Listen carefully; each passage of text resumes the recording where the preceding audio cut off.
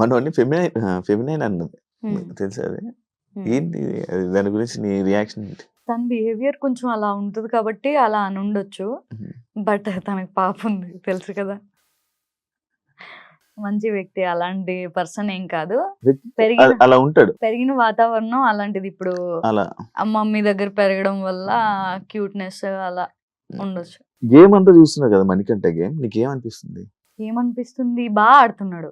ఉమ్, ఒక ఇంట్లో ఒక చిన్న పిల్ల కొద్ది రోజులు హాలిడేస్ కి బయటికి వెళ్ళిపోతే ఉమ్, ఇల్లంతా బోసిపోయినట్టు ఎలా ఉంటది, ఉమ్, అలా ఉంటది తను వచ్చేస్తే ఉమ్. అని నా ఫీలింగ్.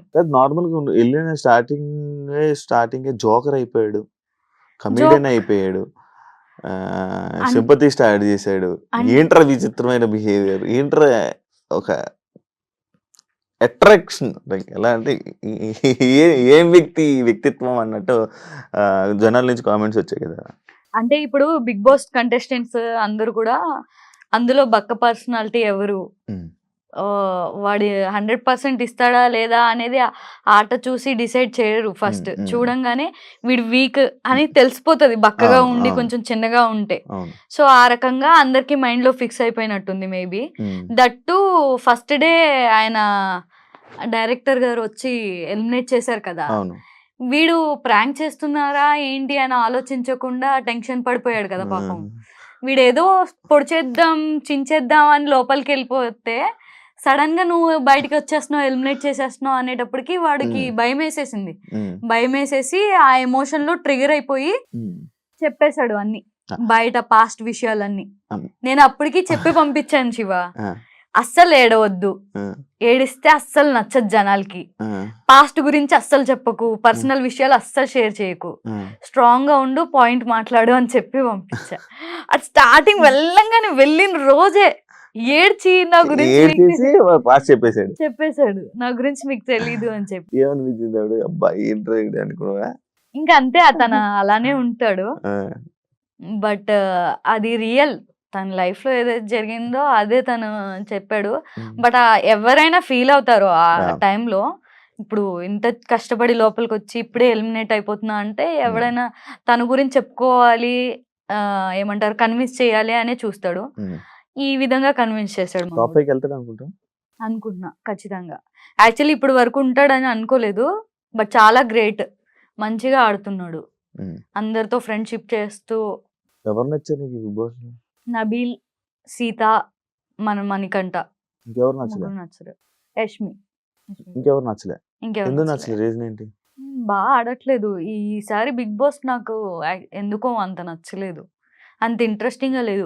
నేను ఇప్పుడు బిగ్ బాస్ చూస్తున్నా అంటే బికాస్ ఆఫ్ మణికంఠ వల్లే.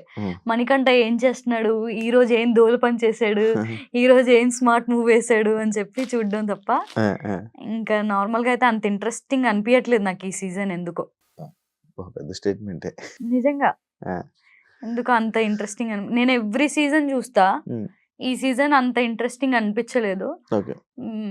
ఓన్లీ మణికంఠ వల్ల చూస్తున్నా నేనైతే. కాదు, మణికంఠ పూర్తి పేరు చెప్పాడు, చూసావు నువ్వు? రియల్, అది రియలే. ఆధార్ కార్డ్ లో నా పేరు ఉంటదా? ఆధార్ కార్డ్ లో ఉందో లేదో తెలియదు కానీ చెప్పాడు నేను సీరియల్ లో చేసేటప్పుడు. ఆ పూర్తి పేరు చెప్పు ఒకసారి.